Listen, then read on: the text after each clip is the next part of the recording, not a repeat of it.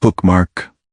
Rosa Ellis, an older janitor, walked quietly into a courtroom with one secret mission: to uncover the truth about a powerful white judge who had long replaced justice with prejudice. But can one ordinary woman really stand up to the very system built to silence voices like hers? What would you do if you knew the truth, but the whole world refused to listen? Let's step into this unforgettable story together. The sun was just beginning to stretch across the rooftops of a quiet Georgia town, casting long shadows over the cracked sidewalk and faded awnings of Main Street.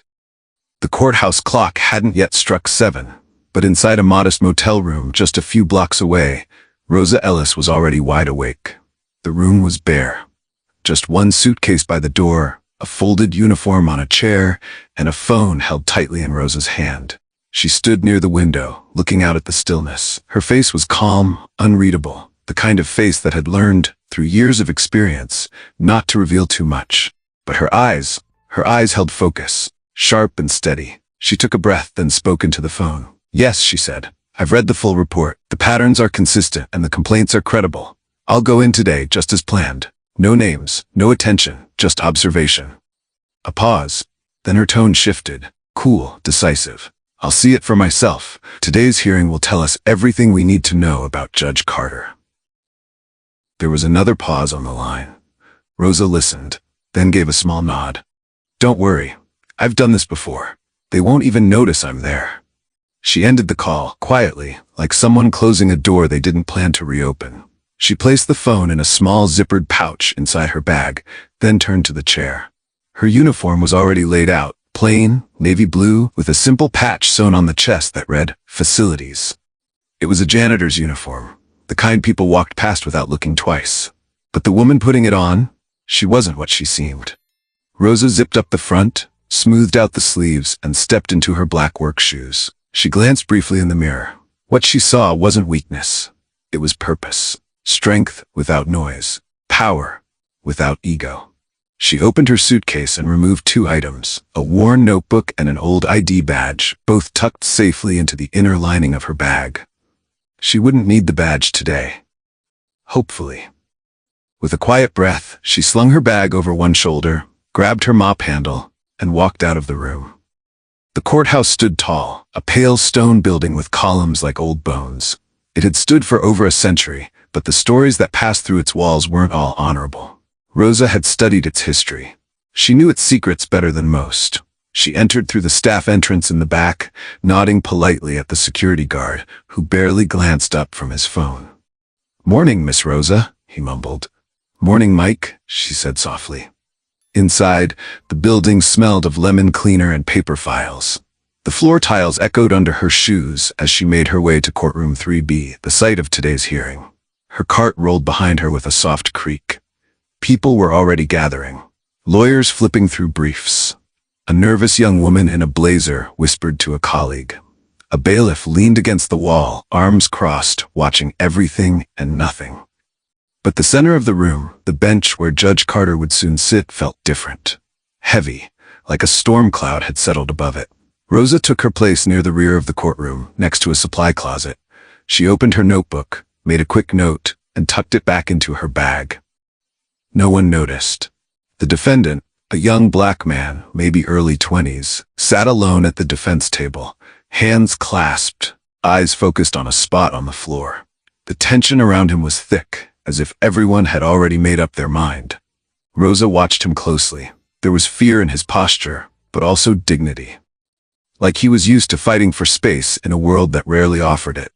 Then she looked toward the bench again. She knew Judge Carter's history. The way he dismissed complaints.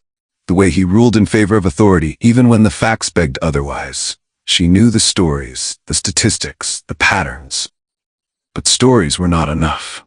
Rosa was here for the truth, seen with her own eyes, heard with her own ears. Because some things you have to witness for yourself. She leaned slightly on her mop handle. To everyone else, she was just another cleaner in the background. But Rosa Ellis was never just in the background. She was watching, waiting. And this time, justice was watching with her. The courtroom doors creaked open as Judge James Carter entered. He didn't speak. He didn't have to. The entire room stood, as if on cue. The bailiff called out the formalities, but all eyes were already on Carter. He moved slowly, deliberately, the way a man walks when he believes the world belongs to him. Tall, clean-shaven, hair neatly parted to the side. His robe flowed behind him like a shadow. But it wasn't his appearance that made people nervous. It was his reputation. James Carter had been a judge in this county for over 20 years. Folks around here said he was tough but fair. But not everyone agreed with that second part, especially if you were black or poor or dared to speak up in his courtroom. He had a long history of shutting down defense attorneys, especially young ones. He cut off witnesses mid-sentence. And when it came to cases involving black defendants, well, let's just say the statistics weren't on the side of fairness. Today's case was no exception.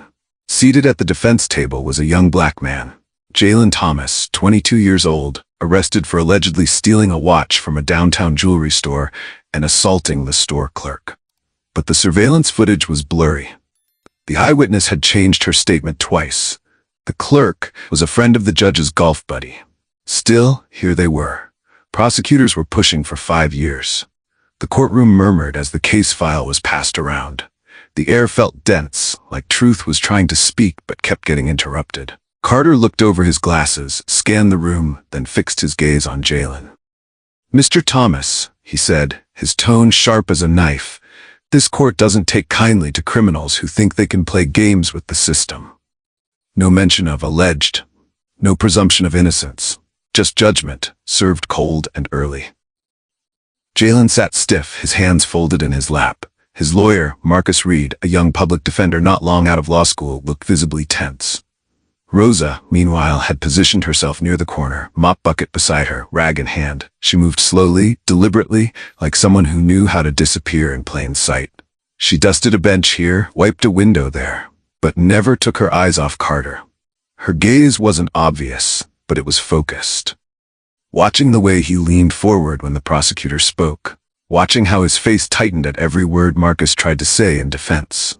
She made a quick note in her small notebook, hidden behind her cleaning cart. Carter glanced once, briefly, in her direction. But like most people, he didn't really see her. Not as a threat, just another invisible figure in the background, doing background things. And Rosa let him believe that. As the prosecutor laid out the so-called evidence, Rosa's attention never wavered. She noted the inconsistencies. The way the witness hesitated.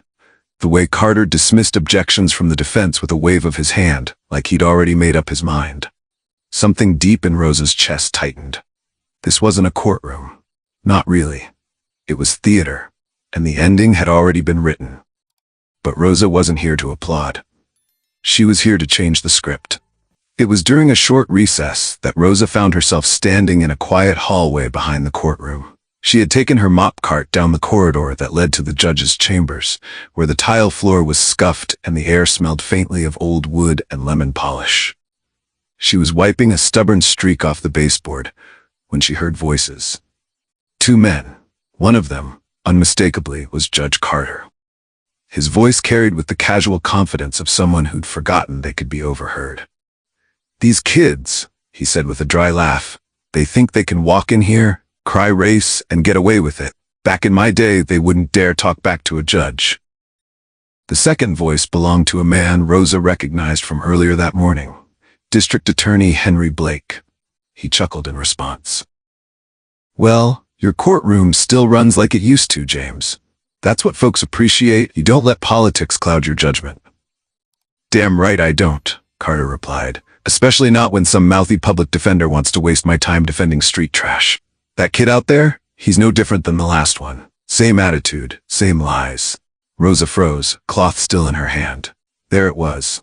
Not innuendo, not speculation, not bias wrapped in polite language. This was raw, unfiltered contempt spoken with comfort, with pride. She didn't move, didn't breathe, just listened.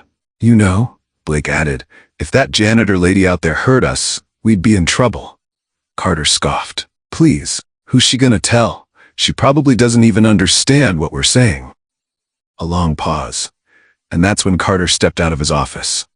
Rosa had just started wiping the wall again, trying to look absorbed in her work. But it was too late. He stopped. His eyes narrowed as they landed on her. "How long have you been standing there?" he asked, voice cold and tight. Rosa turned to face him, her expression calm. "Just cleaning, sir. That's all." But she didn't flinch. Her eyes met his and held. Carter stepped closer, lowering his voice. "Let me be clear. What you think you heard, you didn't. And if you open your mouth to anyone about anything, you'll regret it." He leaned in, his words low and venomous. "You think people like you matter in this building? You don't. You're invisible, so stay in your lane." The hallway was still. The fluorescent lights above buzzed faintly. Rosa said nothing for a long moment. Then, without breaking eye contact, she slowly folded her cleaning cloth, placed it neatly on top of her cart, and straightened up. Her voice, when it came, was soft, but there was steel in it. "Funny thing about people you call invisible, Judge. They tend to see everything." Carter blinked, just once, not enough for most people to notice. But Rosa noticed. She picked up her mop handle and turned away without another word, pushing her cart down the hallway as if nothing had happened. But everything had changed. Because now Rosa knew, without a doubt, that what she came here to find wasn't just rumor. It wasn't just suspicion. It was truth. And the man behind the bench? He wasn't just biased, he was dangerous. Back inside the courtroom, the next phase of the trial was about to begin. Carter re-entered from the side door a few minutes later, composed as ever. But Rosa watched him closely. His stride was just a touch stiffer. His smile a little too forced. He had seen her, really seen her. And for the first time in a very long time, that made him nervous. Later that afternoon, after hours of back-and-forth testimony, the courtroom had begun to empty for the lunch break. Rosa moved quietly through the aisles, wiping down the wooden benches where spectators had sat shoulder to shoulder just an hour ago. The echoes of heated arguments still seemed to linger in the air. She reached the front of the room, near the judge's bench, and glanced quickly around. No one was watching. From the side pocket of her cleaning cart, she pulled out a small, worn, leather-bound notebook. It wasn't anything fancy, just black, with creases along the spine and a small elastic strap to hold it closed. It looked like something a housekeeper might carry to jot down cleaning schedules or supply lists. But inside were names, dates, patterns, notes on rulings, behavior, tone. Observations she'd gathered over weeks, months, even. Not just about this courthouse, but others like it. Judges like Carter.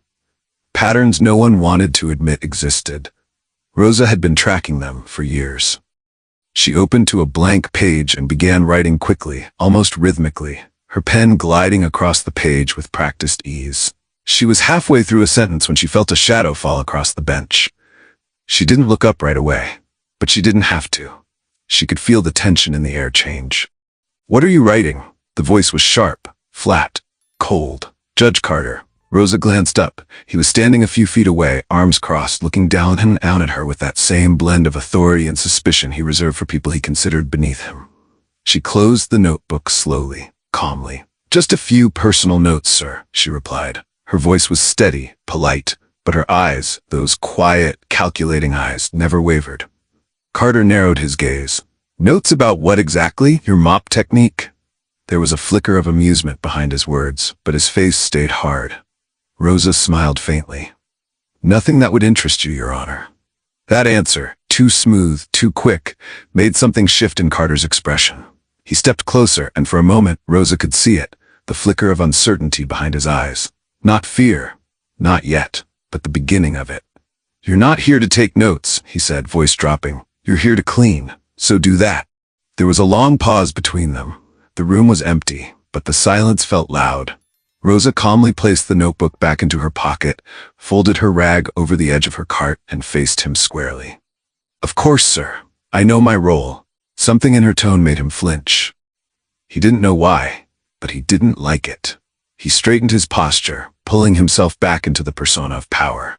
"Just remember," he said, tone clipped, "this is my courtroom. You don't want to make yourself a problem." Rosa didn't respond. She didn't need to. Her silence was louder than any threat. She turned and rolled her cart toward the hallway without another word. But behind her, Carter watched her go, his jaw clenched just a little too tight, his eyes lingering too long on the pocket where the notebook had disappeared. For the first time, he realized something he hadn't considered before. She was watching him. And whatever she was writing in that little black book, it wasn't about cleaning supplies.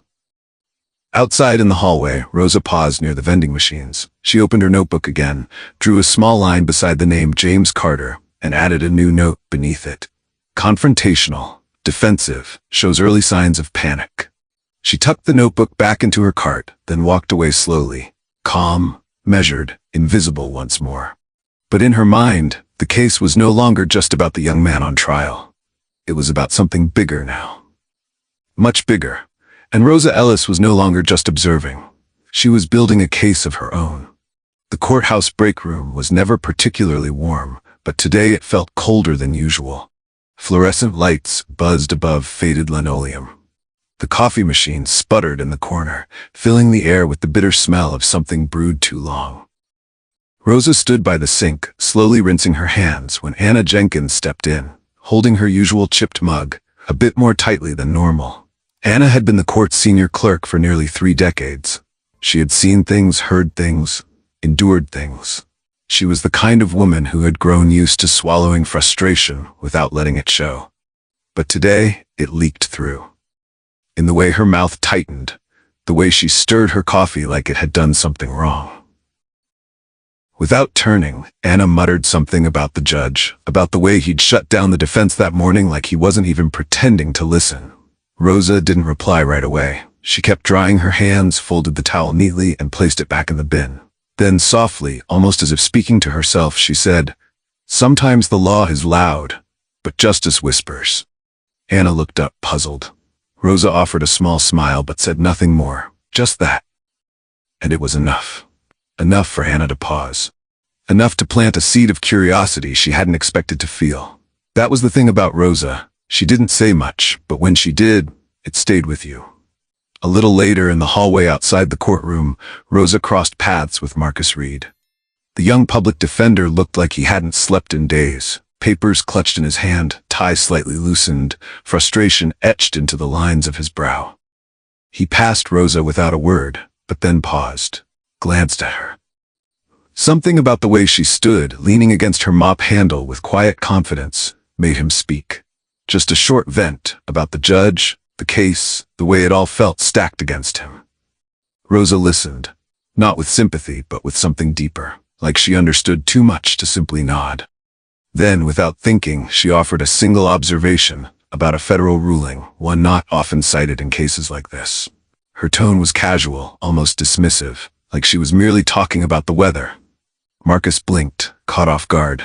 But before he could ask anything, Rosa had already pushed her cart forward, disappearing into the hallway's curve like a shadow that had never been there.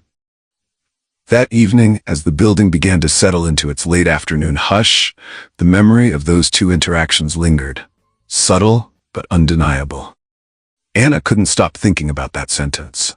Justice whispers. Marcus found himself flipping through his notes later and, almost by accident, typed the ruling Rosa had mentioned into his search bar. And there it was, just as she'd said, relevant, precise. Neither of them knew who Rosa Ellis really was. But they both began to suspect she wasn't just there to clean. And somewhere, deep inside that quiet courthouse filled with old walls and older habits, the wind had started to shift. Just a little. But enough. The afternoon sun cast long slants of light across the courtroom floor, catching particles of dust that danced slowly in the still air. Courtroom 3B had gone silent, save for the occasional shuffle of papers and the distant ticking of the wall clock. It was the kind of silence that didn't come from peace, but pressure. Jalen Thomas sat at the defense table, shoulders tight, eyes focused downward. His suit jacket, borrowed and slightly oversized, hung stiffly on his frame. Every time he looked up, it was like he was bracing for impact. Across the room, Marcus Reed stood behind the defense podium, flustered, under fire. He had tried everything, pointed to the inconsistencies in the testimony, raised questions about the lack of forensic evidence, even highlighted the surveillance footage that clearly showed a figure who didn't match Jalen's height or build. But none of it seemed to matter. Judge Carter, slouched slightly in his chair, looked unimpressed, detached, at times outright irritated. He cut Marcus off mid-sentence, sustained objections before they were even finished, and leaned forward only when the prosecution spoke, as if they were the only voices worth hearing. From the bench, his words dropped like stones. "Counselor, if your strategy is to waste the court's time, you're succeeding." Marcus swallowed hard. His jaw clenched, but he said nothing. He knew better than to push. Not here. Not with this judge. A wave of quiet discouragement rippled across the courtroom. Even the few people in the gallery, mostly family members, a handful of community advocates, began to sense it. The shape of the outcome, already forming like a storm cloud overhead.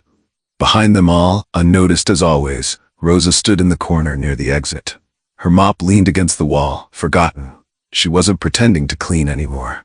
Her eyes, sharp and unwavering, stayed locked on the judge, not in defiance, not even in judgment, but in absolute silent assessment, like someone watching a machine malfunction in slow motion, waiting for the precise moment to step in.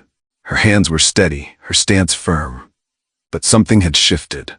This wasn't just observation anymore. This was decision. Carter turned to Jalen, a hint of finality in his tone, the edges of his voice tightening like he was preparing to bring the gavel down, figuratively, if not yet literally. He spoke not to ask, but to instruct.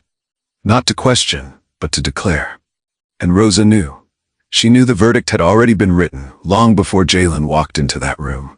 Written in the quiet glances, the dismissive tone, the refusal to consider evidence that didn't match the narrative Judge Carter had already chosen. Justice wasn't being served, it was being staged. And Rosa Ellis had seen enough. She reached slowly toward her cart. Not for a mop, but for something else. Something far more powerful than bleach and rags. Her mind was made up. The next move would be hers. The air in the courtroom had grown thick, so heavy it seemed to press down on every shoulder in the room. Judge Carter leaned back in his chair, eyes half-lidded, tapping his pen slowly against the wood. Based on the testimony and available evidence, he began, "This court is prepared to." Then came a voice, calm, clear, unmistakable. "Your Honor, I have something to say." The words didn't shout. They didn't need to. The entire room turned toward the back. Rosa Ellis stepped forward, not rushed, not hesitant, but with the quiet confidence of someone who had made peace with the weight of truth. She left her mop behind, her cleaning gloves tucked into her cart. She no longer wore the uniform of invisibility. Carter stared at her, momentarily confused. Then came the smirk. "You?" he scoffed. "The janitor? What could you possibly have to say that matters in a court of law?"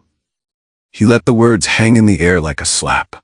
But Rosa didn't flinch. She reached into her coat pocket, pulled out a leather badge holder, and flipped it open, smoothly, silently. The room held its breath. The seal was unmistakable. United States Supreme Court. The silence cracked like ice beneath a boot. Gasps spread like wildfire through the courtroom.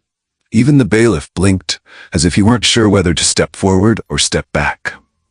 "My name is Rosa Ellis," she said, her voice steady but strong. "Associate Justice. I've served on the United States Supreme Court for 13 years.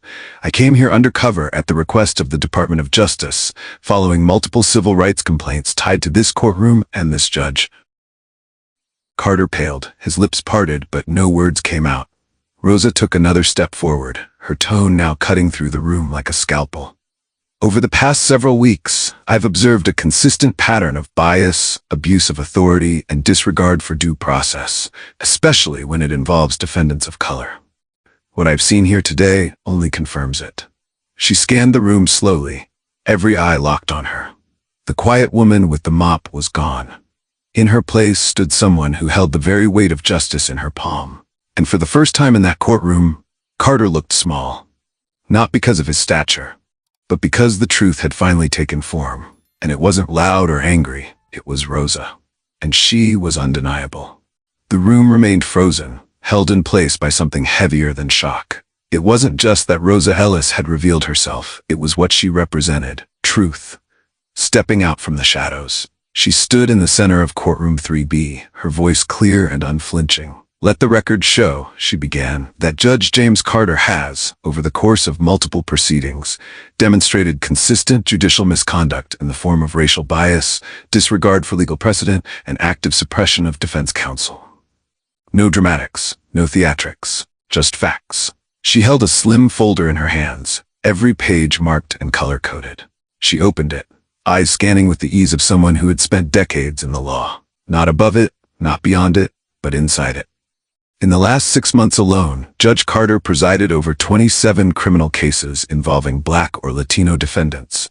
In 26 of those, he ruled in favor of the prosecution, even in cases where evidence was insufficient or contradictory. A murmur spread through the courtroom like a ripple across glass. Carter shifted in his seat, a deep frown cutting across his face. "That's circumstantial," he said tightly. "You're cherry-picking." But Rosa didn't flinch. "It's not cherry-picking, Judge, it's documentation," she continued, her voice gaining quiet force. "I've reviewed your rulings, objections dismissed without basis, defense arguments cut short. I've watched your body language, how you lean forward when the prosecution speaks, and how you interrupt when a young defense lawyer tries to be heard. This isn't an accident, it's a pattern." Carter stood now, sudden and defensive. "This is a political ambush," he barked. "A setup, brought on by liberal watchdogs and race hustlers who want to undermine the integrity of this court." The room stiffened. Even the court reporter paused, unsure if she should keep typing. Rosa, still composed, gently closed the folder and looked at him, not with anger but with something far more dangerous to a man like Carter. Certainty. "No, James, this isn't politics, it's accountability, and it's long overdue." Her words sliced through the courtroom like clean steel. She turned to the clerk's table and placed the folder down with deliberate calm. "A formal report will be submitted to the Judicial Oversight Committee. Effective immediately, I'm requesting a full review of all rulings issued by Judge Carter in the past 12 months. Carter's face went pale. He sat back down heavily, his breath shallow, like the room had lost its air. "Additionally," Rosa continued, "a retroactive audit will be conducted on every case over which you've presided in the last 5 years. Jury selections, sentencing decisions, suppressed evidence. You've operated in the shadows long enough." He didn't respond, couldn't. For a moment Rosa paused, her gaze turned, not toward Carter now, but toward Jalen. The young man still seated at the defense table, still quiet, still waiting. His eyes were wide, confused, but hopeful. Rosa let her breath settle. That was why she came. Not for the headlines, not for the applause, but for him, and the hundreds like him who never had a voice loud enough to rise above a gavel. She looked back at the courtroom. The weight of decades rested on her shoulders, but she wore it without complaint, because truth, once spoken, never truly goes unheard again. And today, it had finally been spoken. The courtroom was still. Not out of shock this time, but reverence. Moments earlier, Judge Carter had been escorted quietly from the bench, his robe hanging slightly off one shoulder, his steps unsure, like a man walking off a cliff he never believed was real. The gavel had not fallen. There was no final bang, because sometimes justice doesn't shout, it simply shifts. Marcus Reed stood beside Jalen Thomas, who still looked as if he couldn't quite breathe. His lips moved, but no words came out. Not yet. The clerk read the new verdict aloud, voice trembling slightly from the emotion in the room. "Case dismissed, charges dropped, the defendant is free to go." For a second there was only silence, and then quietly people began to rise. Not in celebration, but in relief, in recognition. The kind that doesn't come with applause, but with stillness. Heads nodded, hands touched hearts. Jalen turned to Rosa, eyes wet. He didn't say thank you, he didn't have to. His expression carried it all. Gratitude, disbelief, hope. She gave him a small nod as if to say, "You were never invisible to me." And then Rosa turned. She picked up her coat, draped it over her arm, and walked toward the exit, slowly, deliberately. The mop cart remained behind in the corner, no longer needed. People stepped aside as she passed, not because they were told to, but because they wanted to. Their eyes followed her, not just with respect, but with something deeper, understanding. The kind that only comes after witnessing truth, not on paper, but in motion. As she reached the doorway, someone called out softly from the gallery, "Ma'am, do you have anything to say?"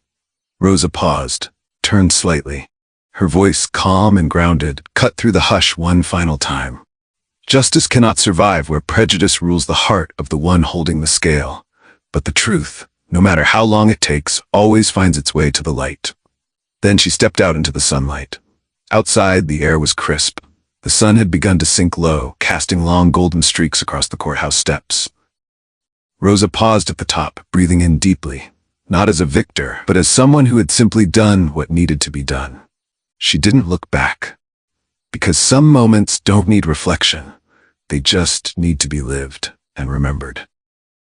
If this story moved you, please give it a thumbs up and share it with someone who needs to hear it. Your support means the world to us. It's what keeps our team inspired to create more powerful, meaningful stories like this one. And don't forget to hit subscribe so you never miss the next chapter. Thank you for listening. We're so glad you're here.